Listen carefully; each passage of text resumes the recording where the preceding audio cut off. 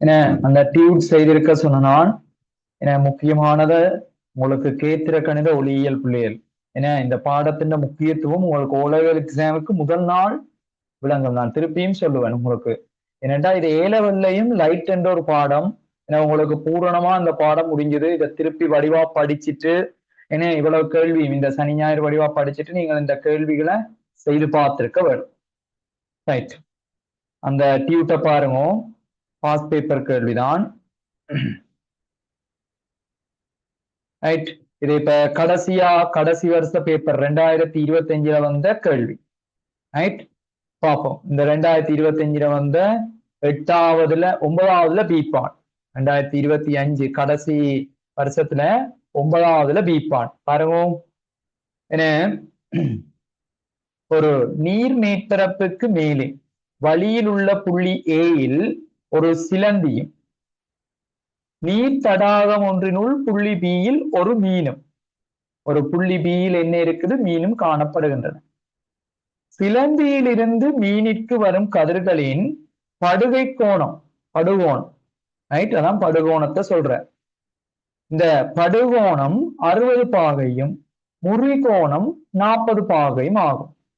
என்ன, நான் இத போன வருஷ காட்டுறதுக்கு சொல்லி படிப்பிச்சேன், அப்படியே வந்திருக்குது. அப்ப முதலாவது கேள்வி, பந்தியா படங்கள் பெருசா இருந்தாலும் பார்த்து பயப்படக்கூடாது கேள்விகள். ரைட், பாப்போம். முதலாவதுக்கு என்ன ஆன்சர் வந்தது? என்ன கேள்வி? வழி தொடர்பாக நீரின் முறிவு சுட்டியை கணிக்க. இதுக்கு என்ன ஆன்சர் வந்தது? சாட் பாக்ஸ்ல போடுங்க பார்ப்போம். இதுக்கு என்ன ஆன்சர் வந்தது? எல்லா சாட் பாக்ஸ்ல போடுங்க பார்ப்போம்.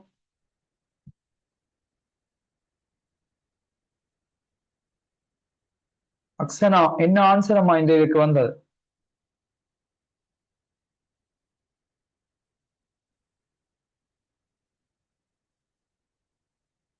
முதலாவது கேள்விக்கு என்ன ஆன்சர் வந்தது அக்ஷனா?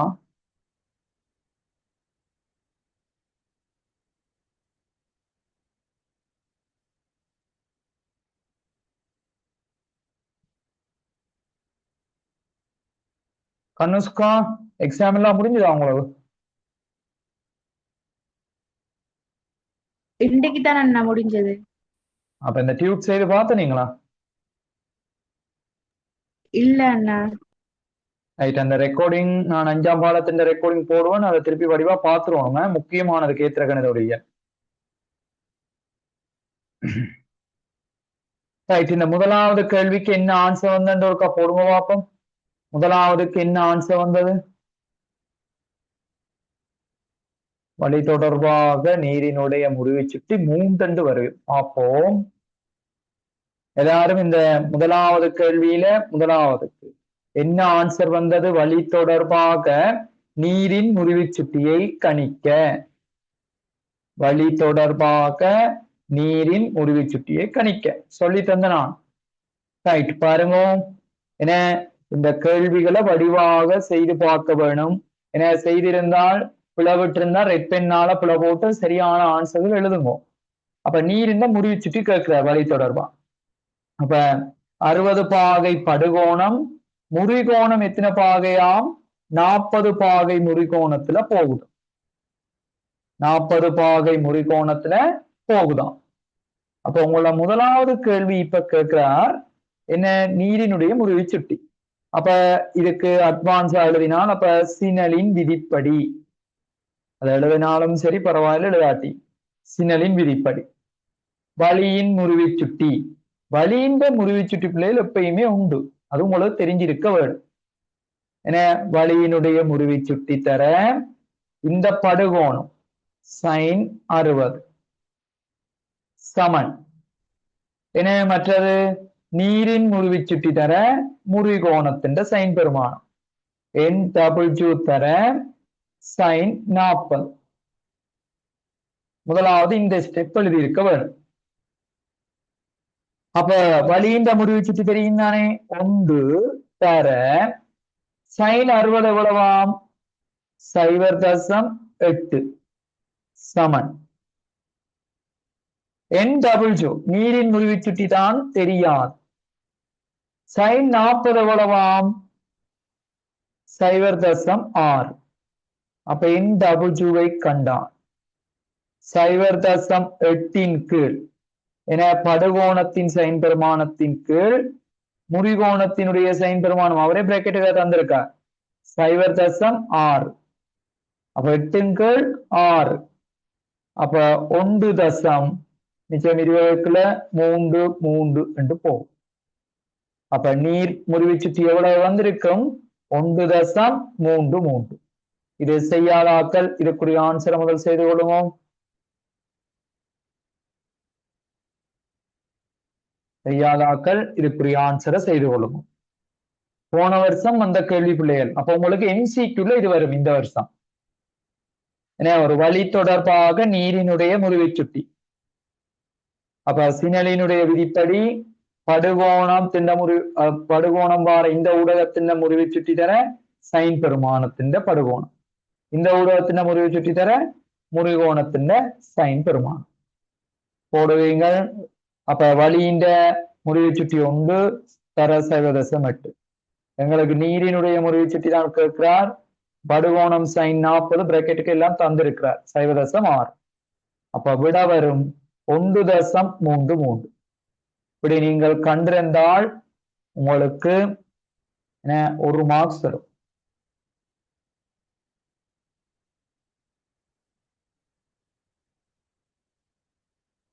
விடவில்லைனால் ஓகே என்று போட வேணும் சாட் பாக்ஸ்ல.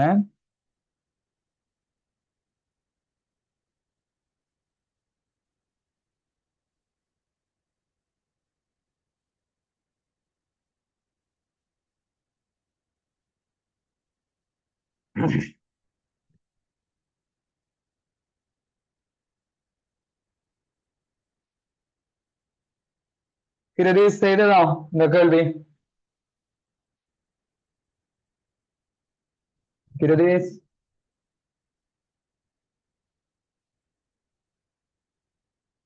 இந்த ஆன்சர் வந்ததோ கிருதீஷ்?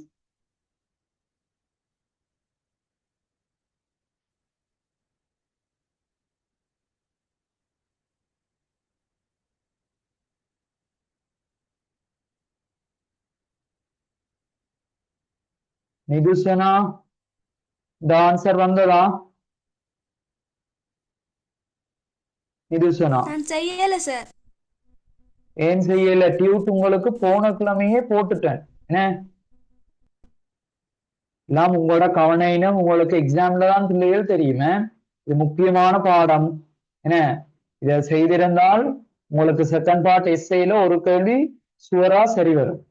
இந்த பாடத்தை படிச்சு நீங்கள் செய்திருக்க வேணும். அது உங்களோட பிரச்சனைய. இரண்டாவது கேள்வியை பாருங்க.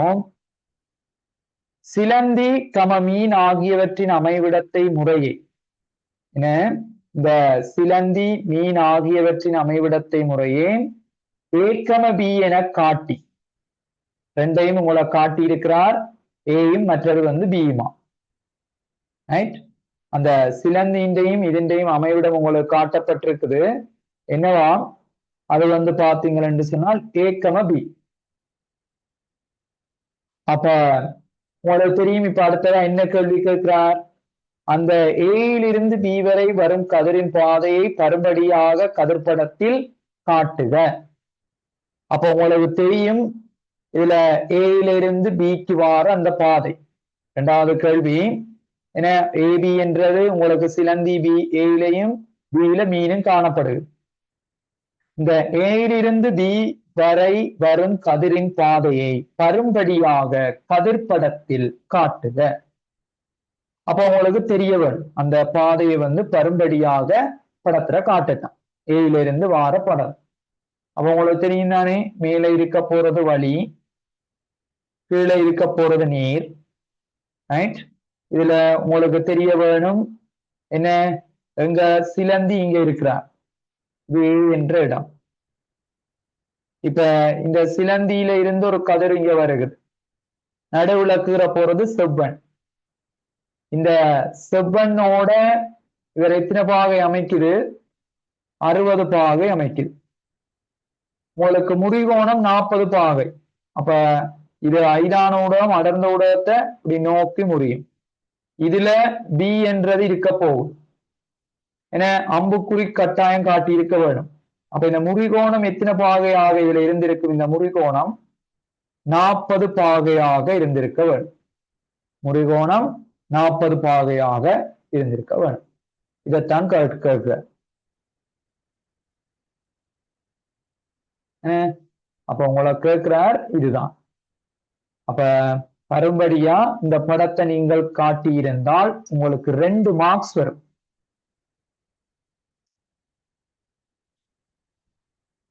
நீங்கள் பரம்படியா இந்த படத்தை கீறி காட்டியிருந்தால் 2 மார்க்ஸ் வரும்.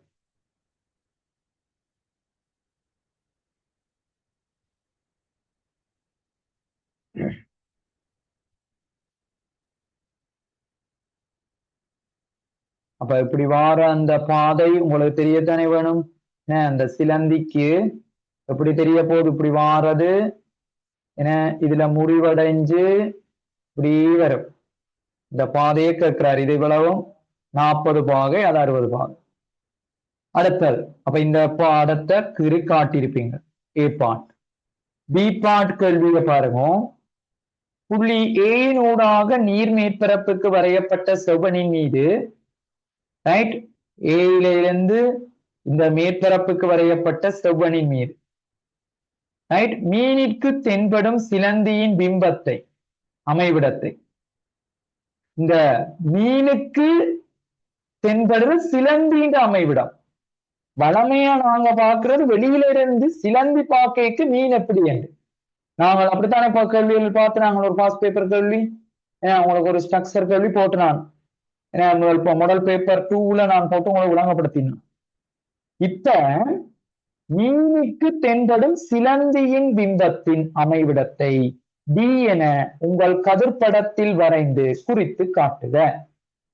அப்ப முதல் நீங்கள் இந்த படம் இருக்குத்தானே, இந்த படத்துல முதல் நீங்க கீறி காட்டினீங்க. இந்த படம் வந்து பாத்தீங்கன்னா இதுல செவ்வன் இருந்தது, இதுல பிக்கு வந்தது, இவ்வளவு 40 பாகை. இதுல மீன் இங்க காணப்படுது. இதுல மீன் வந்து பார்த்தோம்னால் இங்க வந்து காணப்படுது. இதுல மீன் இப்படி இருந்தது. இப்ப கேட்கிறாரு இதுல மீன் தானே இருந்தது. இப்ப மீன் இருக்கிற இந்த பாதையில இருந்து இப்படி வந்து முடிஞ்சது. இது 60 பாதையோட கோணம் அமைச்சது. மீனுக்கு எப்படி எங்களுக்கு இப்ப சிலந்தி எப்படி தெரியும் என்று கேட்கிறார். மீனுக்கு இந்த சிலந்தி எப்படி தெரியும்? மீனுக்கு எப்படி தெரியும்? வளமையான கேள்வி. இந்த பெற்றன் சிலந்திக்கு மீன் தெரியும் என்ற இந்த பாதையை எப்படி நீட்டுவோம்? தோற்றாலம் காண்ட நாங்கள் முக்கியமான கேள்வி. தோற்றாலம் காண்ட நாங்கள் இப்படி நீட்டுவோம். சரியா? இந்த இவ்விடத்துல இருக்குன்னு எடுத்துக்கொள்வோம் மீன். இப்ப வெளியில மீன் பார்க்க சிலந்தி இருக்குன்னு அப்ப என்ன? இந்த கதிர்ந்த பாதை இருக்குத்தானே, இந்த கதிர்ந்த பாதைய இப்படியே நீட்ட வேணும். வருவோம் யோசிச்சு கேள்வி போடுவாங்க. வளமைக்கு மாறாக வந்தது போன வருஷத்தான் கேள்வி. இந்த கேத்திர கணித ஒளியியல்ல என்ன சில பிள்ளைகள் வந்து சொன்னவே இல்லை. ஆனா அதே ஐடியாவோட சொன்னான். வளமையாக இப்படித்தான் கேள்வி கேட்க. தோற்றாலங்க கேட்கல, மேல இருந்து பார்க்க, இது கீழே இருந்து பார்க்க இப்படி நீட்டுவோம். அப்ப அந்த புள்ளி என்னவா இருக்கும்? டி ஆக இருக்கும். அதே படத்துல நீங்கள் இந்த கீரினாங்களை முறிகதிர் இது அப்படியே நேர நீட்டுவீங்க. அந்த நேர நீட்டுற அந்த இடத்துலதான் ஆறு இருப்பார், இந்த சிலந்தி காணப்படும். அப்ப இந்த ஏக்கு நேர இந்த வார இடத்தோட நிப்பாட்டுவீங்க. இதுல டி என்று போடுவீங்க. இந்த முறிகதிரின் இந்த பாதை அப்படியே நேர நீட்டுப்படும். இதை தொட்டத்துல காட்டியிருப்பீங்க, நேர நீட்டுப்பட்டு. அங்கதான் மீனுக்கு சிலந்தி இருக்கிற மாதிரி தெரியும். தெரியுதுன்னா அப்படியே நேர்கதிர்ந்த பாதை. இப்ப சிலந்திக்கு மீன் இருக்குன்னா என்ன செய்வீங்க? சிலந்தியில இருந்து வார படுகதிர் அப்படியே நேர நீட்டுவோம். இப்ப மீனுக்கு எப்படி இருக்குன்னு கேட்கிற. வளமையா இப்ப வந்த படுகோணம் முறிகோணம் 40 பாதையோடு இப்படி வந்துட்டுது. வளமையா கேட்கிற சிலந்திக்கு மீன் எப்படி என்றா இது அப்படியே தொட்டத்துல நீட்டி இந்த இடத்துல மீன் இருக்குன்னு எடுப்போம். இப்ப வளமைக்கு மாறா மீனுக்கு சிலந்தி எப்படி இருக்குன்னா அப்ப என்ன செய்ய வேணும்? என்ன இந்த கதிரனுடைய இந்த பாதையை, இந்த கதிரனுடைய இந்த பாதை அப்படியே நீட்டுப்படும்.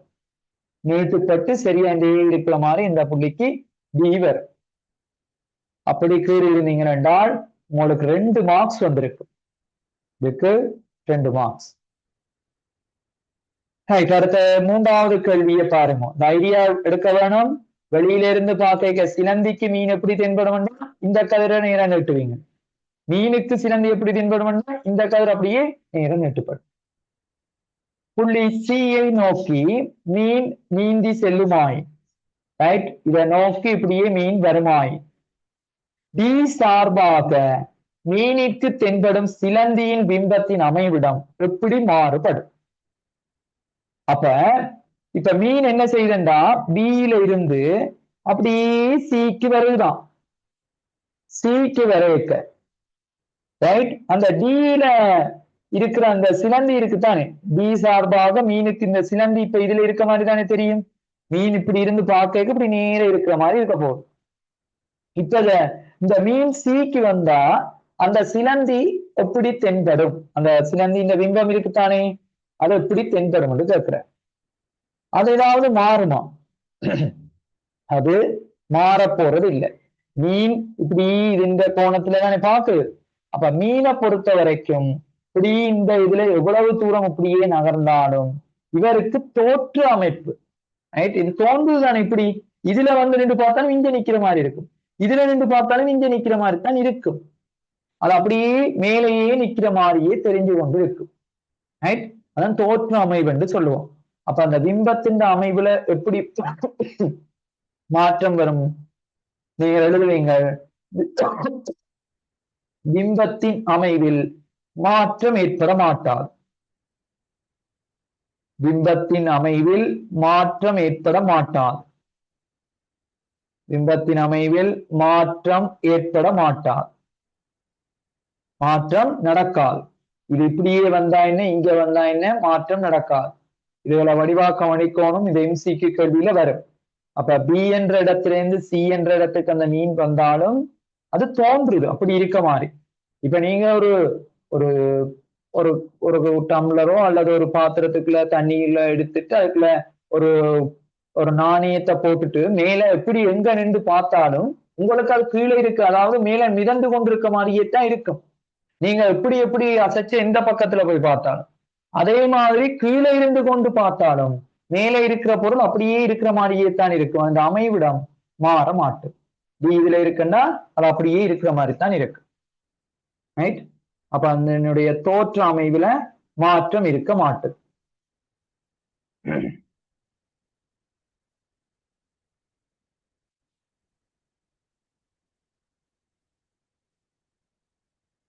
தோற்ற அமைவுல எந்த மாற்றங்களும் இருக்க மாட்டுது, ரைட். அப்ப இவ்வளவுதான் போன வருஷம் வந்த கேள்வி. இந்த கேள்வியில இருந்து உங்களுக்கு ஐடியா எடுத்துக்கொள்ள வேணும். முதலாவது முறிவு சுட்டி கண்டது, பிறகு அடுத்தது அந்த கதிர்படம், முதலாவது சிலந்தியிலிருந்து மீனுக்கு வார கதிர்படம், பிறகு மீனுக்கு இது எப்படி வெளியில தெரியும், பிறகு மீன் இங்க வரைக்குல எப்படி தெரியும். இதான் போன வருஷத்தான் அந்த கேள்வியினுடைய சமரி. இதை அப்படியே திருப்பி செய்து பார்க்க வேணும். இப்ப பிம்பத்தின் அமைவுல எப்படியும் இது மீன் இங்க இருந்து இங்க வந்தா என்ன மாற்றம் வரப்போறது இல்லை, ரைட். அடுத்தது பாருங்க 2024ஆம் ஆண்டு கேள்வி. என்ன இந்த கேள்வி முன்னுக்கே செய்துட்டு வந்த ஆக்களுக்கு என்ன பிளவிட்டிங்கள் எப்படி என்று விளங்குமே. இதெல்லாம் ஏ லெவலுக்குரிய பேசிக்க இங்க ஓ லெவல்லையும் உங்களுக்கு சொன்ன நான். இதே மாதிரிதான் ஏ லெவல்லையும் ஒரு பாடமுடிய பாஸ் பேப்பர் செய்திக்கலாம். இங்க இருக்கிற அசந்தத்தன்மை அங்கேயும் வந்து என்றால் படிக்கிறது பிரயோசனம் இருக்காம, ரைட். பாருங்க, ஒரு குவிவு வில்லையின் குவிய தூரம் 15 சென்டிமீட்டர். ஒரு குவிவு வில்லையினுடைய குவிய தூரம் வந்து பார்த்தோம் என்றால் 15 சென்டிமீட்டர்.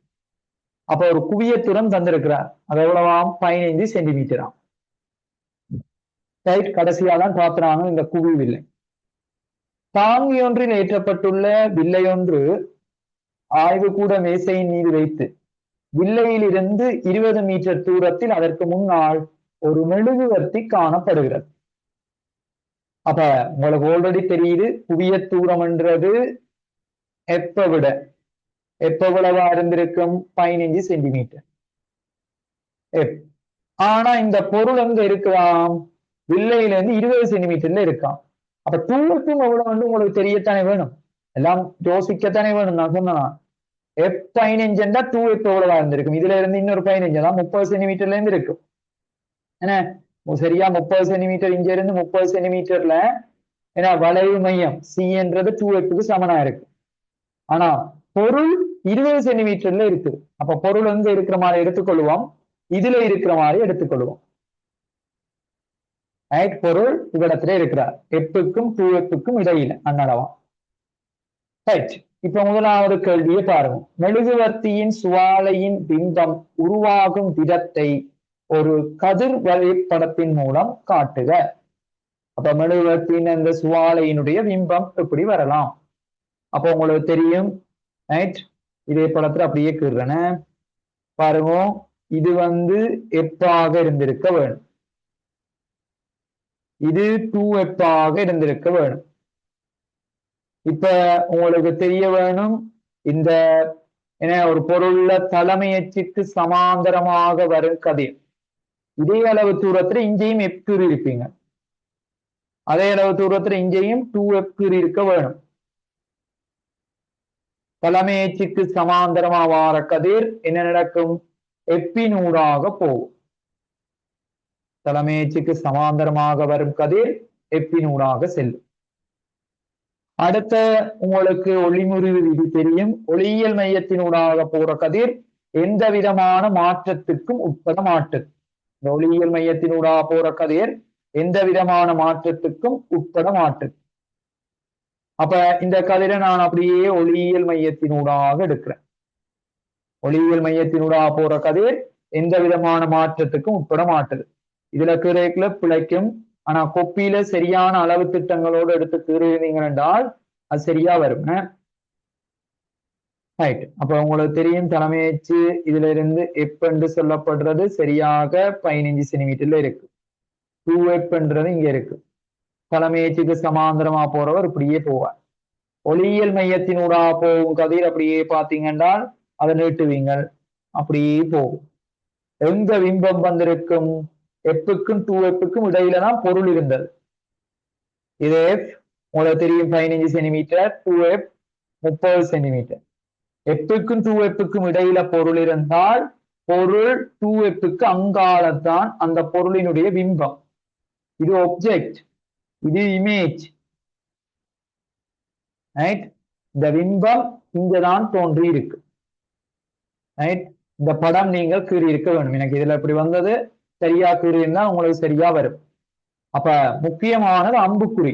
முதல் கதிர்படத்தை தான் எனக்கு சொன்னவர், அம்புக்குறிகள் சரியாக இருக்க வேணும். ரைட். அப்ப 2 கதிர் வரணும், மினிமம் 2 கதிர். இன்னொரு கொள்கையும் கொண்டு வரலாம். ரைட். அப்ப 3 கொள்கையின்படி இந்த படத்தை கீறி இந்த இடத்தை பிடிக்கலாம். தலைமையச்சுக்கு சமாந்தரமா வார கதிர் எப்பினூடாக போகும். ஒளியியல் மையத்தினூடாக போற கதிர் அப்படியே முறிவடையாத அப்படியே போகும். இன்னொரு விதியும் இருக்கு, எப்பினூடாக வார கதிர் தலைமையச்சுக்கு சமாந்தரமா போகும். அந்த விதியையும் இதுல பயன்படுத்தலாம். இங்க பாருங்க, எப்பினூடாக வாரது இப்படியே எப்பினூடாக வாரவன் குவியத்தினூடாக வார கதிர் தலைமையச்சுக்கு சமாந்தரமா போகும். இந்த 3ம் ஒரே இடத்துல சந்திக்கும். அந்த இடத்துலதான் இமேஜ் உருவாக்கப்படும். 3வது அதையும் கீறலாம். ரைட். 3வது ஒளிமுறை விதி. உங்களுக்கு 3 விதியையும் பயன்படுத்தலாம். குவியத்தினூடாக வரும் கதிர் தலைமையச்சுக்கு சமாந்தரமா போகும். தலைமையச்சுக்கு சமாந்தரமா வாரது குவியத்தினூடாக போகும். ஒளியியல் மையத்தினூடாக போகுது அப்படியே போகும். அப்ப முதலாவது அந்த கதிர்படம் கீறி இருக்க வேணும். இந்த பிம்பம் வாரதுக்கு 1 மார்க்ஸ். 2 கதிர்களாவது மினிமம் ஒரு பிம்பத்தை கண்டுபிடிக்க பயன்படுத்தணும், அதுக்கு 2 மார்க்ஸ். மொத்தமாக இதுக்கு 3 மார்க்ஸ் வரும். முதலாவது கேள்வி. அடுத்த பி பார்ட், அந்த பிம்பத்தின் இயல்பு. இந்த பிம்பம் எப்படி இருக்க போகுது? இவரை விட இங்க தோன்றின இந்த பிம்பம் ரைட் நல்லா பாத்தீங்கன்னா நல்ல பெரிதா வந்திருக்கு. ரைட். சரியா நீங்க அந்த படத்தை கீறீங்கன்னா பெருசா இருக்கு. ஆனா வில்லையில பொருள் இருக்கிற பக்கத்துக்கு எதிர்பக்கத்துல பிம்பம் வந்தால் அது என்ன பிம்பம்? உண்மை பிம்பம் அல்லது மெய் பிம்பம். அப்ப முதலாவது அது தெரிய வேண்டும். அது என்ன பிம்பம்? மெய் பிம்பம். பொருள் நிமிர்ந்திருக்கிறார், பிம்பம் தலைகீழான. பிம்பம் பார்த்தோம் என்று சொன்னால் தலைகீழானது. அடுத்தது பொருளை விட பிம்பம் பெருசு, அவை உருப்பெருத்தது. எங்க தோன்றும்? என்னது? 2f அப்பால். 2f அப்பால் தோன்றும். இவை from the 2f. குவைப்புக்கு அப்பால் தோற்றுவிக்கப்படும். அந்த பிம்பத்தின் ஏதாவது 3 இயல்பு எழுதியிருக்க வேணும். அப்படி எழுதியிருந்தால் 3 மார்க்ஸ். படம் கீறி நீங்கள் சரியா எழுதியிருந்தீங்கன்னா சரியா அந்த இடத்துல வரும். ஏன்னா சொல்ல சொல்ல திருத்தி மார்க்ஸ் போட்டு கொண்டு போங்க. அப்படின்னா கேத்திர கணித ஒளியியல் கிளியர் ஆயிட்டுன்னு அர்த்தம். பாடம் முடிஞ்சு நாங்கள் உடற்செயல்முறை முடியல படிக்காத ஆகிறது கேத்திர கணித ஒளியியல் என்றாலே என்னன்னு தெரியற அளவுக்கு வரும். இந்த பாடத்தின் முக்கியத்துவம் பிறகு விளங்கும். ரைட், இப்படியான ஒரு உபகரணம், இந்த பிம்பம் பயன்படுத்துகிற ஒரு உபகரணத்தை கேட்டிருக்கிறேன். இப்படியான ஒரு உபகரணம் என்ன, ஒரு நாங்கள் பொருளை வந்து உண்மை பிம்பம் இப்படி தோற்றுவிக்கப்படுகிறது. பொருள் இருக்கிற பக்கத்துக்கு எதிர்பக்கத்துல ஒரு தோற்றுவிக்கப்படுகிறது. அப்படியான ஒரு உபகரணம் தான் என்ன, லைட் மைக்ரோஸ்கோப், அதாவது ஒளியியல் நுணுக்கு காட்டி. என்னது, ஒளியியல் நுணுக்கு காட்டியாக இருக்கு. ஏன்னா அந்த உபகரணம் என்னவாக இருக்கும், ஒளியியல் நுணுக்கு காட்டி. அல்லது உங்களோட ப்ரொஜெக்டர், பல்மானி என்று சொல்லுவோம். என்ன, இந்த ப்ரொஜெக்டர், இந்த திரையில நாங்கள் வந்து ப்ரொஜெக்ட் பண்ணி பார்க்கிறது, அங்கேயும் இது பயன்படுத்தலாம். அப்ப இந்த பிம்பம் எங்க பயன்படுத்தப்படும், ஒளியியல் நுணுக்கு. வெளிய நுணுக்காட்டின்னு போடக்கூடாது. வெளிய நுணுக்காட்டின்னா எப்புக்குள்ள பொருள் வைக்கணும். இது ஒளியியல் நுணுக்கு காட்டியில இந்த சந்தர்ப்பம் பயன்படுத்தப்படும். ஏன்னா அடுத்தது மல்டி, அந்த ப்ரொஜெக்டர் என்று சொல்லுவோமே, அங்கேயும் பயன்படுத்தப்படும். இந்த 3க்கும் ஆன்சரை எழுதி கொள்ளுங்க ஒழுங்காக.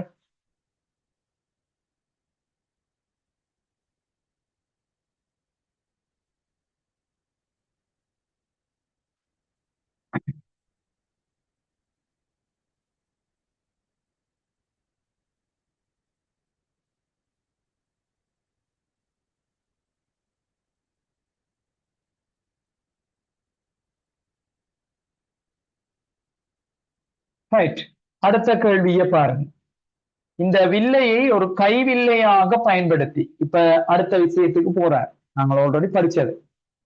அப்ப இந்த வில்லையை ஒரு கைவில்லையாக பயன்படுத்தி ஒரு சிறிய பூச்சியை அவதானிப்பதற்கு, இந்த வில்லையை ஒரு கைவில்லையா பயன்படுத்தி ஒரு சிறிய பூச்சியை அவதானிப்பதற்கான ஒரு சந்தர்ப்பத்தை கருதுக. அப்ப நீங்கள் யோசிக்க வேணும். இப்ப நான் சொன்னான், அப்ப ஒரு கைவில்லை என்று சொல்றது ஒரு எளிய நுணுக்கு காட்டி அவர் சொல்றார். அப்ப ஒரு எளிய நுணுக்கு காட்டிக்கு எப்படி எங்க பிம்பம் தோன்றும்னு உங்களுக்கு தெரிஞ்சிருக்கு. ரைட், முதலாவது, இந்த சந்தர்ப்பத்தில் வில்லையில் இருந்து என்ன தூர வீச்சில் பூச்சியை வைத்தல் வேண்டும். ரைட், எந்த தூர வீச்சுக்குள்ள உங்களுக்கு அந்த பூச்சியை வைக்கும், ஒரு கைவில்லையாக பயன்படுத்த போறோம்.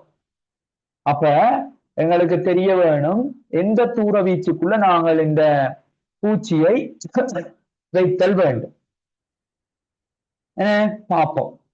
ஒரு எளிய நுணுக்கு காட்டியில பிம்பம் தோன்றது பார்த்து நான் இதை அளிக்கிறேன். இதுக்குரிய ஆன்சர்கள் எழுதியிருக்க வேணும்.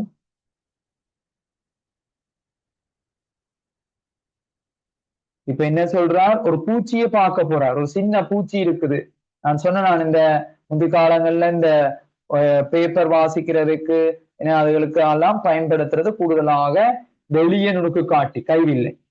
அப்ப இப்ப பார்ப்போம். ஒரு குவிவில்லை இருக்குது. இது இது 2F, அதே மாதிரி இது வந்து 2F. இப்ப என்ன செய்யப்படுகிறது, ஒரு பூச்சியை வந்து நாங்கள் பார்க்க வேணும். ரைட், அப்ப பூச்சியை வந்து நான் பார்க்கணும் என்றால் கைவில்லை பயன்படுத்த உங்களுக்கு தெரியும், பொருள் எதுக்குள்ள வைக்கிற நாங்கள், எப்புக்குள்ள வைக்கிற நாங்கள். அப்ப எந்த தூர வீச்சில் பூச்சியை வைத்தல் வேண்டும் உங்களுக்கு தெரிய வேணும். 15, அதாவது குவியத்துக்கு புல் அப்படியும் எழுதி இருக்கலாம். ஏன்னா 15 சென்டிமீட்டர் வீச்சுக்குள்ள வச்சிருக்க வேண்டும். எப்புக்குள்ள அந்த பொருளை வைத்தால்தான் ஏன்னா இதுல அந்த பூச்சி எந்திர வைங்க.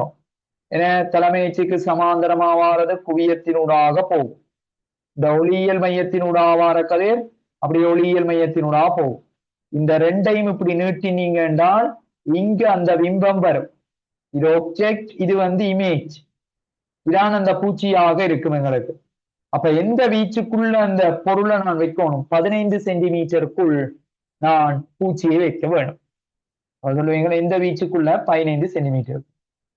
நீங்கள் அவதானிக்கும் ரைட், நீங்கள் அவதானிக்கும் அந்த பூச்சியின் பிம்பத்தை ஒரு திரையில் பெற முடியுமா?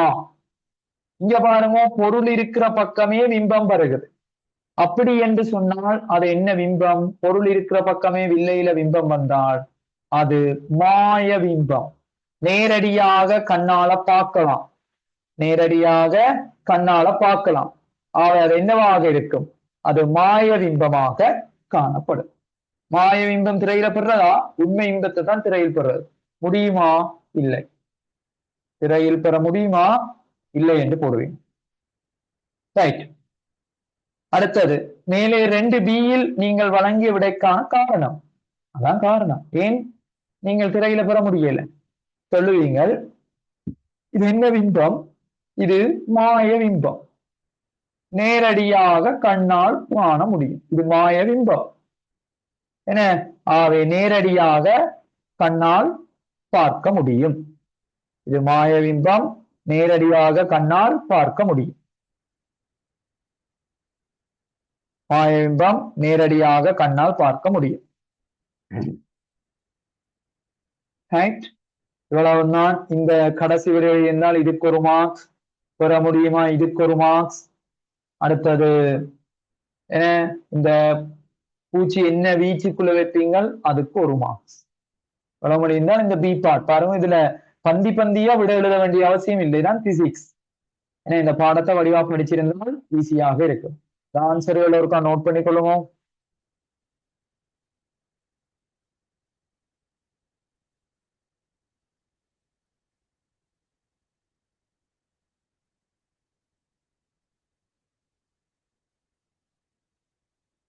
இதுதான் 2024ஆம் ஆண்டு. பாருங்க, ஒவ்வொரு வருஷத்திலையும் ஒவ்வொரு கேள்வி. ஏன்னா பேப்பரை செய்திருந்த ஆக்களுக்கு தெரிஞ்சிருக்கும். இந்த டியூட்டே சில பேர் எடுத்து பார்த்திருக்க மாட்டீங்க.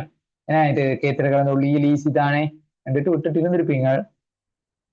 அது தெரியும் இந்த பாடத்தின் அருமை. அடுத்தது 2023. பாருங்க, அடுத்த கேள்வி. இது ஆன்சரை குறிச்சிருக்க வேணும். நீ செய்யாதாக்கள் தயவு செய்து இனியாவது ஒரு முடிவெடுத்து சரி இதை ஒருக்கா செய்து பார்க்க வேணும். ஏன்னா ஆன்சரை குறிச்சிருப்பீங்க, அப்படியாவது இதை செய்து பார்த்திருக்க வேணும்.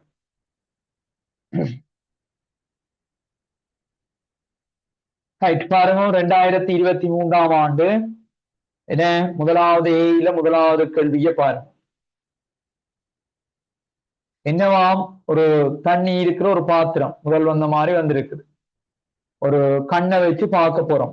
நீருள்ள ஒரு பாத்திரத்தின் அடியில் இருக்கும் ஒரு நாணயம் மேலே இருந்து பார்க்கப்படும் போது உயர்ந்து இருப்பதாக தோன்றும். ஒரு ஒன்றை உமது விடைத்தாளில் பிரதி செய்து நாணயம் அவ்வாறு உயர்ந்து இருப்பதை தோன்றும் விதத்தை காட்டும் கதிர்படம். அப்ப இந்த படத்தை நீங்க வடிவா கீறணும். கீறிச்சு தண்ணி எந்த மட்டத்துக்கு இருக்கு உங்களுக்கு காட்டி இருக்கிறார் தானே. என்ன, இந்த தண்ணிய பாத்தீங்கன்னு சொன்னால் ஓரளவு மட்டத்துக்கு தண்ணி இருக்கு. இந்த மட்டத்துக்கு இங்க தண்ணி காணப்படுது. அப்ப அப்ப நாணயம் சரியாக கீழே இருக்கு. இப்படி நாணயம் இப்படி சரியா கீழே இருக்கு. அப்ப பாத்தீங்கன்னு சொன்னால் கண் இங்க வச்சிருக்கான், கண்ணை இங்க வச்சிருக்கான். இப்ப இங்க இருந்து ஒரு ஒளிக்கதிர் வருகுது, கண்ணுல இருக்கு எங்களுக்கு ஒரு ஒளிக்கதிர் வருகுது. ரைட், இதுல நான் நேரால பாருங்க. நடுவுல நான் கூற போறது என்ன? செவ்வன். மேலே இருக்கிறது வழி. அப்ப செவ்வன் உங்களுக்கு தெரியும், இதுக்குள்ள இருக்க போறது தண்ணி. அடர்ந்த ஊடகத்திலிருந்து ஐதான ஊடகத்திலிருந்து அனந்த ஊடகத்து வரைக்கும் நடக்கும். செவ்வனை நோக்கி இப்படி முறியும். இப்படி செவ்வனை நோக்கி முறிஞ்சு இந்த நாணய குற்றிக்கு பக்கம் இந்த கதிர்படம் வரப்போகுது, முறிகதை. இப்ப உங்களை கேட்கிறார், இப்படித்தானே? இது முதலாவது திருவின். ஆனால் கேட்கிறது அவருக்கு மேல உயர்ந்து இருக்கிற மாதிரி தெரியுதாம். அவருக்கு உயர்ந்து இருக்கிற மாதிரி கண்ணுக்கு என்ன செய்யலாம்? தெரிகிறதாம். அப்ப தெரியுதுன்னு சொன்னா நாங்கள் இப்ப முன்னுக்கு அந்த சிலந்தி மீன் பார்த்து நாங்கள் அத மாதிரி ஐடியா. அப்ப இந்த கேள்வி செய்திருந்தாலுக்கு அந்த கேள்வி வரும். நேரடி ஐடியா வராது, கொஞ்சம் கொஞ்சம் கொஞ்சம் மாத்தித்தான் வரும். தான் சயின்ஸ். ஆனா யோசிக்கணும். ரைட். அப்ப இதை நீங்க டொட்டோட்டில் இப்படியே போடுவீங்க. அப்ப இந்த இந்த இந்த வார படுகதிர் அப்படியே நேர நீட்டினான் உங்களுக்கு தெரியும் தானே.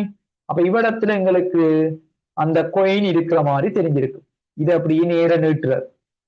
ஏன்னா ஒரு தோற்ற அலங்கானக்கு அப்படித்தானே, இதை அப்படியே நேர நீட்டி பார்ப்போம். இந்த படத்தை நீங்க பிரதி செய்திருப்பீங்கன்னா இது உங்களுக்கு தெரிய வேணும். அப்ப முன்னுக்கு வார கதிர் இதுல உங்களுக்கு இந்த படத்துல இவர் நேர இதை காட்டியிருந்தா செவ்வண்ணு அங்க எடுக்கக்கூடாது. ஏன்னா ஐடியா யோசிக்க வேணும். அப்ப இப்படி வாரது உங்களுக்கு தெரியும், ஒளி முறிவடைஞ்சு இப்படி வந்திருக்கும். இந்த கதிர் அப்படி நேர நீட்டுறது இங்க இருந்திருக்கிற மாதிரி தெரிஞ்சிருக்கும். நாணய குற்றி இங்க இருக்கிற மாதிரி உங்களுக்கு தெரிஞ்சிருக்கும். இதை நேர நீட்டி இருப்பீங்க, அதை நேர நீட்டினால் இங்க இருக்கிற மாதிரி தெரிஞ்சிருக்கு. அப்படி கீறி இருந்தால் உங்களுக்கு 2 மார்க்ஸ். அம்புக்குறி காட்டி இருக்க வேணும். இந்த அம்புக்குறி இது இங்க முறிஞ்சு போற இந்த அம்புக்குறி. இதுல வரைக்குள்ள இந்த இது அப்படியே நேர நீட்டுறது இருக்குத்தானே, அதை நீங்க டொட்டோட்டுல காட்டியிருந்தீங்கன்னா இதுல நாணய குட்டி இருக்கிற மாதிரி இருந்திருக்கு. நாணய குட்டி இருக்கிற மாதிரி இதுல இருந்திருக்கு. தான் முதலாவது கேள்வி. அந்த படம் கீறாதாக்கள் அதை கீறிக்கொள்ளுமோ பாருங்க. ஒன்றை விட்டு ஒரு வருஷம் இந்த இப்படி ஒரு ஐடியாவோட ஒரு கேள்வி வந்து கொண்டே இருக்கு.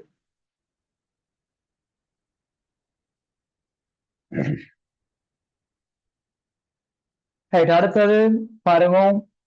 என்ன இந்த ஐடியா கேள்வி ஏற்கனவே உங்களுக்கு இதுல எத்தனையோ படங்களுக்கு காட்டினான். ஒரு அடர்ந்த ஊடகத்தில் இருந்து ஒரு அருமூடகம். அருமூடகம் என்றால் ஐதான ஊடகம் பிள்ளைகள், அதை பார்த்து குழம்பிடக்கூடாது. அருமென்று சொல்றது ஐதான ஊடகத்தையும் ஒரு அடர்ந்தா உங்களுக்கு ஆல்ரெடி தெரியும். ஐதான ஊடகத்துக்கு ஒரு அடர்ந்த ஊடகத்திலிருந்து ஒரு ஒளிக்கதிரினுடைய 3 படுகோணங்களோட சந்தர்ப்பம் தரப்பட்டிருக்கு. இந்த படத்தை குறிக்கொள்ளுங்க. முதலாவது கேள்விக்குரிய விடையே குறிக்கொள்ளுங்க.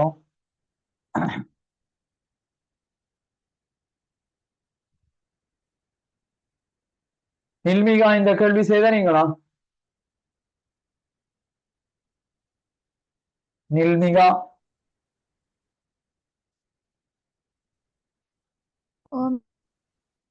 ரைட். அப்ப இதுல கேட்கப்பட்டிருக்கிற முதலாவது கேள்விக்கு என்ன ஆன்சர்? அவதிக்கோணம் என்றா என்னன்னு சொல்லுங்க பார்ப்போம்.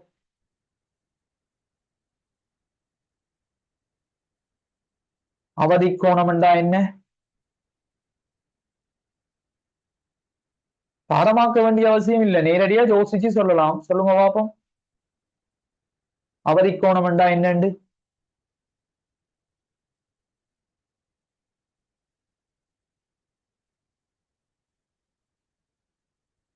டிகல்ஜா சொல்லுங்க பார்ப்போம். அவதிக்கோணம் என்றா என்னன்னு சொல்லுங்க பார்ப்போம்.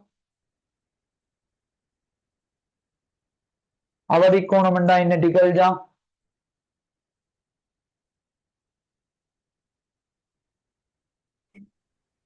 ஒரு ஒளிக்கதிர் அடர்ந்த ஊடகத்திலிருந்து ஐதான ஊடகத்துக்கு செல்லிக்க முறிகதிர் அந்த 2 மேற்பரப்பையும் மருவி செல்லிக்க அந்த முறிகோணம் 90 பாகையா இருக்கேன்ல.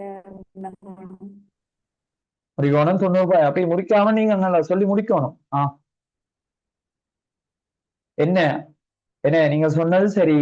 என்ன ஒரு அடர்ந்த ஊடகத்தில இருந்து ஐதான ஊடகத்துக்கு ஒரு ஒளிக்கதிர் போகும்போது ரைட், இது நடுவில் இருக்கிறது செவ்வன். இந்த முறிகதிர் 2 மேற்பரப்புகளையும் இப்படி மருவி செல்லும். அந்த நேரத்துல இந்த முறிகோணம் 90 பாகை. அச்சந்தர்ப்பத்தில் இருக்கிற அந்த படுகோணத்தை தான் என்னென்று சொல்லுவோம்? அவதிக்கோணம். அச்சந்தர்ப்பத்தில் இருக்கிற அந்த படுகோணத்தை தான் என்னென்று சொல்லுவோம்? அவதிக்கோணம். என்ன படிச்சு நான் நினைக்கிறேன் ஒரு 3 கிழமை கூட ஆகியிருக்காது, அதுக்கிடையில மறக்கிறீங்கள். அப்ப எழுதிக்கொள்ளுங்க. அவதிக்கோணம் என்றா என்ன எழுத வேணும்? அடர்ந்த ஊடகத்தில் இருந்து ஐதான ஊடகத்திற்கு, அடர்ந்த ஊடகத்தில் இருந்து ஐதான ஊடகத்திற்கு ஒரு ஒளிக்கதிர் செல்லும் போது, என்ன அடர்ந்த ஊடகத்தில் இருந்து ஐதான ஊடகத்திற்கு ஒளிக்கதிர் செல்லும் போது முறிகதிரானது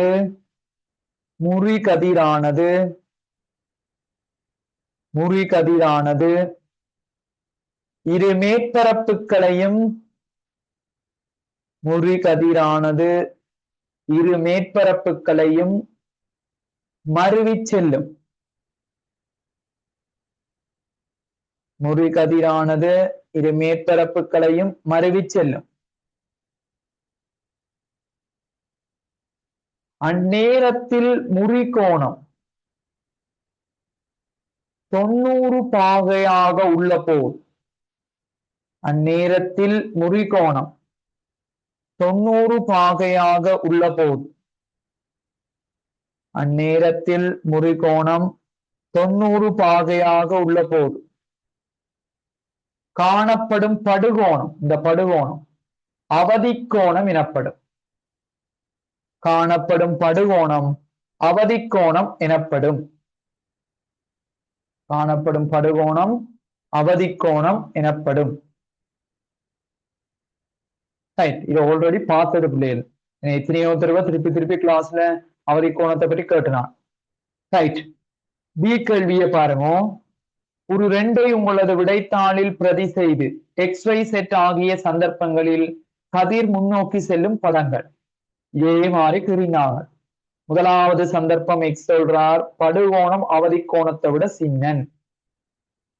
அடுத்தது சொல்றார், படுகோணம் அவதிக்கோணத்துக்கு சமன். மூன்றாவது, படுகோண அவதிக்கோணத்தை விட எப்படி இருக்க போகுது? பெருசாக இருக்க போகுது. படுகோணம் அவதிக்கோணத்தை விட பெரிதாக இருக்க போகுது. ரைட், இது உங்களுக்கு ஒரு கோணங்கள் ஒன்றும் தெரியல. அப்ப அம்புக்குறியை வச்சுதான் காட்ட போறோம். அவரே தந்திருக்கிறார் மூன்றுக்கும் ஒரே மாதிரி. முதலாவது என்ன? படுகோணம் அவதிக்கோணத்தை விட சின்ன. அப்ப உங்களுக்கு அவதிக்கோணம்னா இது இந்த தெரியும் தானே, மருவிக்கொண்டு போகணும். அவதிக்கோணத்தை விட படுகோணம் சின்னன் என்றால் வளமையாக நடக்கின்ற ஒளி முறிவு நடக்கும். அப்ப வார அதில் அடர்ந்த ஊடகத்திலிருந்து ஐதான ஊடகத்துக்கு போய்க்கு என்ன நடக்கும்? இப்படி போற இந்த கதிர் என்ன நடக்கும்? செவ்வெண்ணை விலத்தும். அடர்ந்ததுல இருந்து ஐதானுக்கு போய்க்கு செவ்வெண்ணை என்ன செய்ய போகுது? விலத்த போகுது. வளமையாக நடக்கின்ற ஒளி முறிவு இப்படி வரும். இது முதலாவது எக்ஸுக்குரிய படம். Y சொல்றா படுகோணம் அவதிக்கோணத்துக்கு சமன். அப்ப இது இந்த இதுக்கும் அவதிக்கோணத்துக்கு சமன். அவதிக்கோணம்டா என்ன? முறிகோணம் இப்படி இந்த இடைமுகத்துக்கு கூட மருவிக்கொண்டு இப்படி போவோம். 90 பாகையாக இருக்கும் முறிகோணம். அது காட்ட வேணும், இது காட்ட வேணும். அப்படியே தீர்வு விட்டுருந்தீங்கன்னா சரி. அதைத்தான் என்னென்று சொல்லுவோம் நாங்கள்? அவதிக்கோணம் C என்று சொல்லுவோம். இந்த படம் இப்படியே வார படுகதிர், இப்படி இது முறிகதிர், இது இப்படியே மருவி செல்லும்.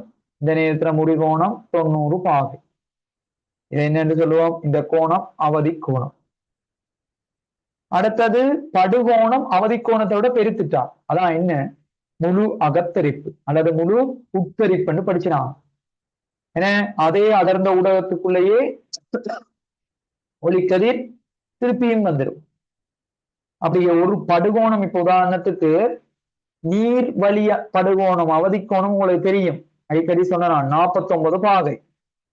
இப்ப இந்த 49 பாகையை விட ரைட் 49 பாகையில இருக்கிறதான் இது இந்த சந்தர்ப்பம். இது எப்ப சந்தர்ப்பம்? அவதிக்கோணம் அவதிக்கோணத்தை விட படுகோணம் சின்ன. இது இப்ப ஒரு 45 பாகையா இருக்கேக்க. இது நீர், இது வழி, அப்படி நீங்க கற்பனை பண்ணுங்க. இது நீர், இது வழி. இது 45 இருக்கேக்க வளமையாக நடக்கிற இப்படி ஒளி முடிவு. இது எப்ப இந்த அவதிக்கோணத்துக்கு சமனா இருக்கேக்க என்ன நடக்க முடியும்? மருவிக்கொண்டு போகும்.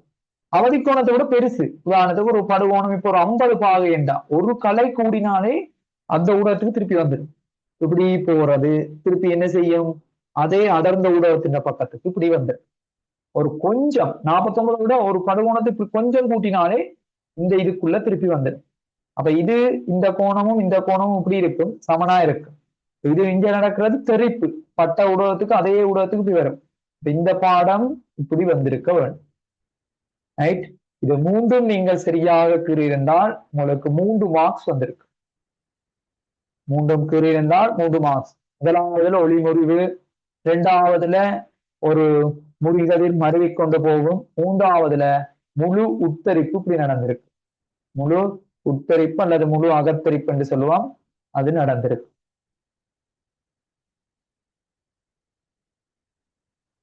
ரைட். அப்ப இந்த 3 படத்தை முதல் குறிக்கொள்ளுமோ. தயவு செய்து செய்யாத ஆட்கள் இப்பயாவது விளங்கி வச்சு திருப்பி ஒருக்கா செய்யணும். ஏன்னா பிறகு ஒரு 3 நாள் விட்டு திருப்பி செய்யணும். அப்ப இந்த பாடம் ஒரு ஒரு பெமிலியரா வந்துடும். அதுக்கு பிறகு இதுல என்ன கேள்வி இருந்தாலும் செய்யலாம். அப்படித்தான் நீங்க சயின்ஸை படிச்சு பழக வேணும். A-level போய் பயோமேக்ஸ் எடுக்க போறோம்னு ஐடியா இருந்தா இப்பயே அதுக்குரிய முன்னாயத்தம் செய்தாதான் சரியா வரும்.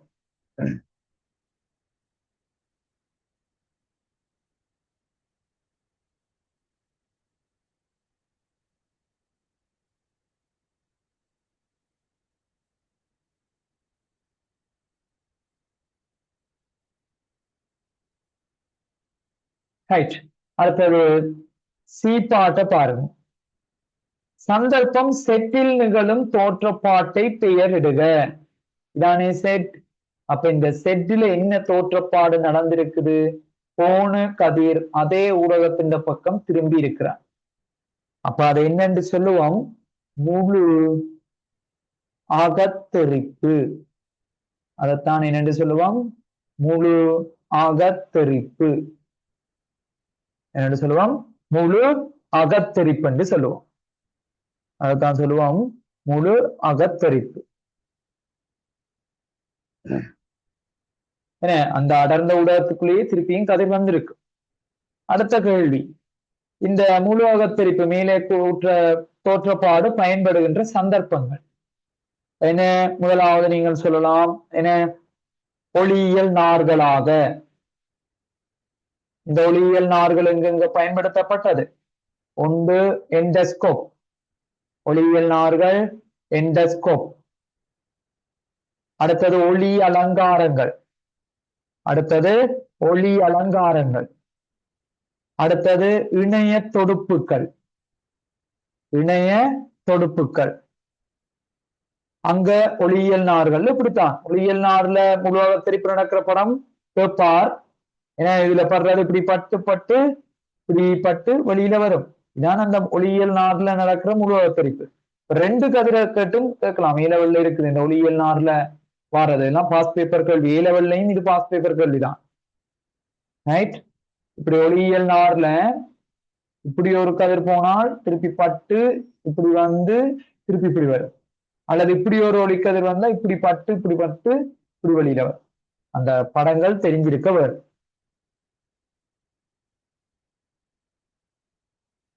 ரைட்.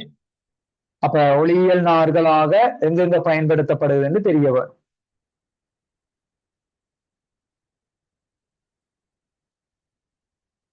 அடுத்தது நான் இந்த செங்கோண அரியத்திலேயும் முழு அகத்தெரிப்பு நடக்கும். அது எங்க பயன்படுத்தப்படும்? அரிய இருவிழியன், கேமரா அதுலையும் பயன்படும். அதையும் எழுதிக் கொள்ளலாம். அரிய இருவிழியன், கேமராக்கள், தொலைக்காட்டிகள் அங்கேயும் பயன்படுத்தப்படும். அப்படி நீங்கள் 2 உதாரணம் எழுதியிருந்தால் 2 மார்க்ஸ் வரும். அப்படி நீங்கள் 2 உதாரணம் எழுதியிருந்தால் 2 மார்க்ஸ் வரும். 2 உதாரணம் எழுதினீங்கன்னா 2 மார்க்ஸ் வரும்.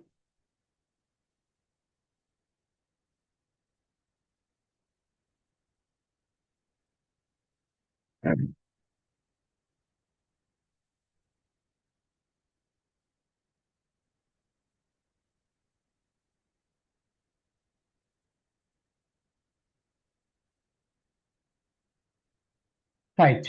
இவ்வளவுதான் என்ன இந்த 2023 பாருங்க. அப்ப 2025 பேப்பர்ல வந்துட்டு 2024 வந்திருக்குது 2023.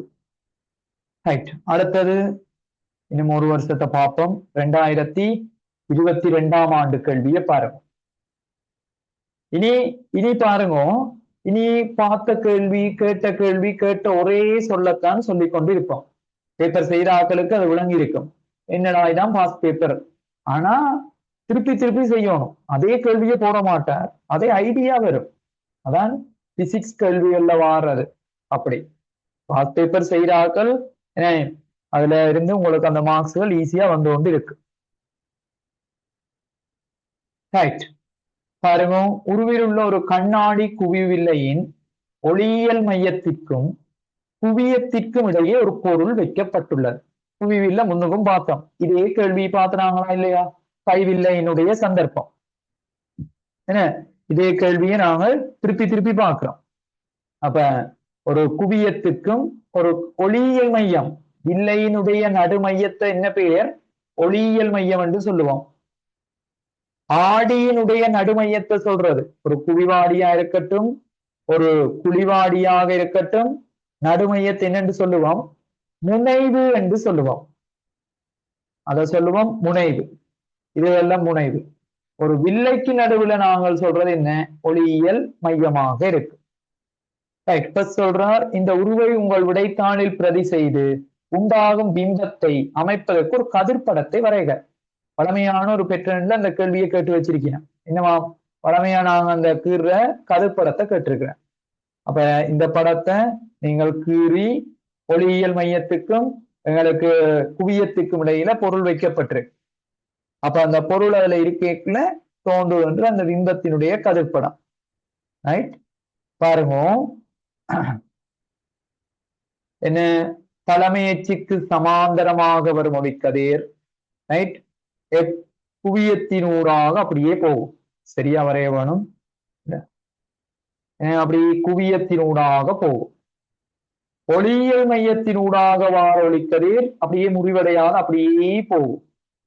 இது ரெண்டையும் நீங்கள் நீட்டினால் ஒரு இடத்துல இந்த ரெண்டு கதிரும் ஜெயின் ஆகும். அங்கதான் ஆறு உருவாக்கும் பிம்பம் உருவாக்கப்படும். இது ஒப்ஜெக்ட், இது இமேஜ்.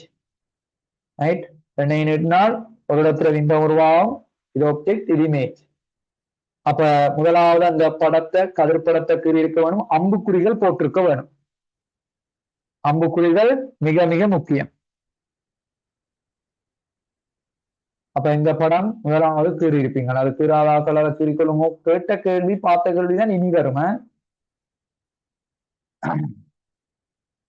சரியா அம்புக்குறி கீறி இருக்க வேணும். பிம்பம் சரியா ஒரு இடத்துல ரெண்டும் ஜெயினாய் வந்திருக்கு. வந்திருந்தால் 2 மார்க்ஸ் வந்திருக்கு. அதுக்கு சரியாக 2 மார்க்ஸ் வந்திருக்கு. அடுத்தது என்ன கேட்கிறார்? அந்த பிம்பத்தினுடைய 2 இயல்புகள், அந்த பிம்பத்தின் 2 இயல்புகளை கேட்கிறார். அப்ப இது ஒப்ஜெக்ட், இது பிம்பம். ரைட், இது பிம்பம். பாருங்க, பொருளை விட பொருள் இருக்கிற பக்கத்துக்கு என்ன வந்திருக்கிறார்? பிம்பம் வந்திருக்கு. ஆகவே அது என்ன? மாய பிம்பம். எடுத்த வீச்சுக்கு வில்லைய பார்த்த உடனே தெரிய வேணும். வில்லைய பொறுத்த வரைக்கும் பொருள் இருக்கிற பக்கத்துக்கே பிம்பம் வந்தான், அது என்னது? மாய பிம்பம். பொருளை விட பிம்பம் பெருசா இருக்குது. ஆகவே அது உருப்பெருத்தது. ஆகவே அது என்னவா இருக்கும்? உருப்பெருத்தது. கேட்ட கேள்வி பார்த்த விடதான் திருப்பி திருப்பி வரும். அடுத்தது, பொருளும் நிமிர்ந்திருக்கிறார், பிம்பமும் எப்படி இருக்கார்? நிமிர்ந்திருக்கிறார். ஆகவே நிமிர்ந்த பிம்பம். அது எப்படி இருக்கும்? நிமிர்ந்த பிம்பமாக இருக்கும். ஏன்னா பொருள் உள்ள பக்கத்திலேயே பிம்பம் தோன்றும். அடுத்தது சொல்லுவீங்க, பொருளுள்ள பக்கத்திலேயே பிம்பம் தோன்றும். பொருளுள்ள பக்கத்திலேயே பிம்பம் தோன்றும். ஆகவே இவ்வளவு இயல்பும் எழுதியிருந்தால் இதுக்கு 2 மார்க்ஸ் வந்திருக்கு. இதுகளுக்கு 2 மார்க்ஸ் வந்திருக்கு. மாய பிம்பம், பொருள் இருக்கிற பக்கத்துல பிம்பம் வரும். உருப்பெருத்தது, நிமிர்ந்த பிம்பம். உருப்பெருத்தது, நிமிர்ந்த பிம்பமாக இருக்கு. ரைட், அடுத்தது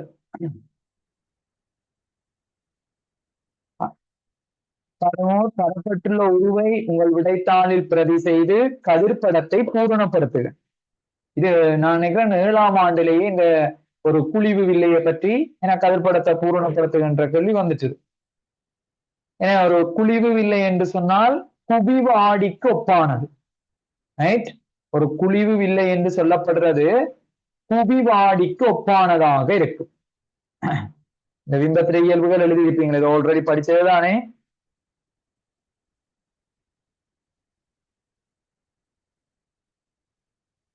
ரைட், அடுத்த கேள்வியை பாருங்க. இந்த குழிவாடி, சரி குழிவு வில்லை. அப்ப முதலாவது உங்களுக்கு தெரியும், தலைமைச்சில போறவர் ஒளிமுறிவடையுமா? அப்படியே போகும். உங்களுக்கு தெரியும் ஒளியியல் மையத்தினூடாக போற கதிர் எந்த விதமான மாற்றத்துக்கும் உட்படாது. இனி அடுத்தது தலைமையத்துக்கு சமாந்தரமாவது ஒரு குவியத்தினூடாக போகும். இப்ப இந்த புள்ளி இங்க என்னவா இருக்கும்? குவியமாக இருக்கும். இந்த படம் கீறி பூர்த்தி செய்திருந்தால் உங்களுக்கு சரி இது என்ன ஆடி சரி என்னவில்லை குழிவில்லை, நான் குவிவில்லை நினைச்சுக்கிறேன். அப்ப இஞ்ச குவியம் இருக்கும். அப்ப தலைமையத்துக்கு சமாந்தரமாவாறது குழிவில்லை எண்ணத்தை உருவாக்கும் விரிகற்றிய ஒரு குவியத்திலிருந்து போற மாதிரி விரிவடைஞ்சு போகும். அதே மாதிரி இதுவும் என்ன ஒரு குவியத்திலிருந்து போற மாதிரி விரிவடைஞ்சு போகும். ஆனால் இந்த கதிரும் பூர்த்தி செய்யணும். ஒளியியல் மையத்தினூடாக போறவர் அவர் அப்படியே போவார். அப்ப இப்படி இந்த படம் இந்த 2 அம்புக்குறியும் இங்க வந்திருக்க வேணும். இதுவும் வந்திருந்தால் உங்களுக்கு 2 மார்க்ஸ் வரும். ஒரு ஒளியியல் மையத்தினூடாக போற கதிர் எந்த விதமான ஒரு விலகலுக்கும் உட்பட மாட்டார். தலைமையச்சுக்கு சமாந்தரமாவாரவர் குவியத்தினூடாக போவார். அதே மாதிரி தலைமையச்சுக்கு சமாந்தரமாவாரது குவியத்தினூடாக போகும்.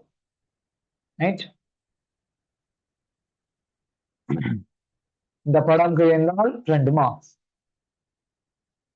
இதற்கு இராதாக்கள் இதை ஒரு கக்கு இருக்கொள்ளுங்க.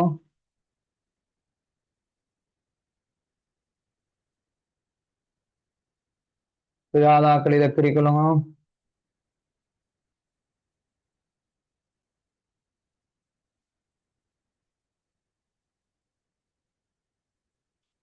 அடுத்த கேள்வியை பாருங்க. ஒரு குழிவு வில்லைக்கு முன்னால் ஒரு பொருளை எந்த தூரத்தில் வைத்தாலும் ஒரே இயல்புகளின் ஒரு தான் பார்க்கலாம். ஒரே இயல்புகள்ல இருக்கிற ஒரு பிம்பத்தை தான் பார்க்கலாம். உங்களுக்கு தெரியும் என்ன வில்லை குழிவு வில்லை என்ன ஆடி கொப்பானது. இது குழிவு வில்லை குவிவு ஆடி வாகனத்தின் பக்க ஆடி. நீங்க ஒரு பைக் பக்கத்து கண்ணாடியில பக்கத்து நின்று பார்த்தா என்ன, தூரத்தை நின்று பார்த்தா என்ன, சரியான தூரம் நின்று பார்த்தான் எப்பவுமே தோன்ற அந்த பிம்பம் உங்களுக்கு தெரியும். நேரடியா கண்ணால பார்க்கலாம் மாய பிம்பம். பொருளை விட சின்னனாத்தான் இருக்க போகுது, நிமிர்ந்து இருக்க போகுது. அப்ப இந்த பிம்பத்துடைய இயல்பு எப்பயுமே இதா. அப்ப இத கதிர்படத்துல நான் முதல் உங்களுக்கு காட்டுறேன். ஏன்னா ஒரு குழிவு வில்லையில கதிர்படம் கிற தெரியணும். ஒரு பொருளை நான் முன்னுக்கு வச்சால் இதுல பிம்பத்துடைய இயல்பை தான் கேட்டிருக்கிறார். ஆனா இதுக்குரிய கதிர்படம் கிற தெரியணும் தானே. அப்ப ஒரு குழிவு வில்லை, ஒரு குழிவு வில்லையில ரைட் ஒரு பொருளை நான் எப்பயும் முன்னுக்கு வச்சால் குவியத்திலையும் சரி எங்கேயும் சரி முன்னுக்கு வச்சான் அந்த பிம்பத்தினுடைய இயல்புகள் தலைமையச்சுக்கு சமாந்தரமாவாரது என்ன நடக்கும்? குவியத்தினூடாக போகும். தலைமையச்சுக்கு சமாந்தரமாவார கதிர் அப்படியே குவியத்தினூடாக போகும். ஒளியியல் மையத்தினூடாக போற கதிர் என்ன நடக்கும்? சரி குவியத்தினூடாக போகணும்னு நான் திருப்பியும் இது என்ன வில்லை? இது குழிவில்லை. அப்ப குவியத்திலிருந்து போற மாதிரி விரிகற்றையாக போகும். இப்படி தலைமையச்சுக்கு சமாந்தரமாவார கதிர் இது குழிவு வில்லை. ஆகவே இங்க ஒரு விரிகற்றையாக போகும். இனி இதை நான் எங்க இருந்து போகும்? குவியத்திலிருந்து போற மாதிரி போகும். அடுத்த கதிர் உங்களுக்கு தெரியும். ஒளியியல் மையத்தினூடாக போறவர் எந்தவித விலகலுக்கும் உட்பட மாட்டார். அப்ப இது ரெண்டையும் இப்படி நினைச்சீங்கன்னா எங்க பிம்பம் வரும்? இங்க பிம்பம் வரும். இது ஆப்ஜெக்ட், இது இமேஜ் ஆக இருக்கு. இது ஆப்ஜெக்ட், இது இமேஜ் ஆக இருக்கு. அப்ப இந்த இமேஜ் பொருள் இருக்கிற பக்கமே பிம்பம் தோன்றுதா இல்லையா? அப்ப அந்த பிம்பத்திற்கு தான் கேட்கிறார். பொருளை எப்படி வச்சாலும் நீங்க இந்த பொருளை வச்சாலும் பிம்பம் எப்பக்குள்ளதான் எப்படியும் வரப்போகுது. எப்படியான பிம்பம்? மாய பிம்பம். பொருளை விட எப்படி இருக்குது? சின்னன், உருச்சுருத்தது. உருச்சுருத்தது எப்படி இருக்கும்? நிமிர்ந்து காணப்படும். நிமிர்ந்ததாக காணப்படும். நிமிர்ந்ததாக காணப்படும். சின்னன் நிமிர்ந்ததாக காணப்படும். ரைட். அந்த இயல்புகளை இந்த கதிர்படம் கிருமோ இதை நீங்கள் திருப்பி திருப்பி கீறி பிராக்டிஸ் பண்ணினால்தான் படியும். ரைட். ஒரு குழிவில்லை தலைமையச்சுக்கு சமாந்தரமாவாது இங்க குவியத்திலிருந்து போற மாதிரி போகும். ஒளியியல் மையத்தினூடாக போற கதிர் எந்தவித மாற்றத்துக்கும் உட்பட மாட்டுது. நீங்கள் திருப்பி திருப்பி ஒரு ஒற்றையில என்ன திருப்பி திருப்பி கீறினீங்கன்றால் பிராக்டிஸ். இந்த ஒரு பிசிக்ஸ் பாடம் சரியான ஈஸி. அதை விளங்கி வச்சிங்கன்றால் இன்னும் ஈஸியாக இருக்கும்.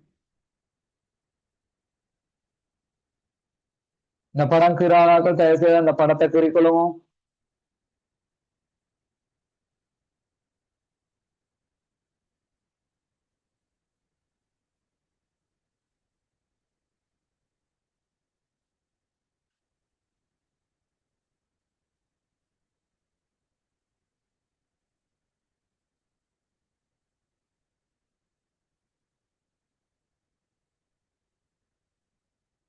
உங்களுக்கு இந்த யூடியூப் வீடியோ பிடிச்சிருந்தா லைக் பண்ணுங்க, சப்ஸ்கிரைப் பண்ணுங்க, ஷேர் பண்ணுங்க.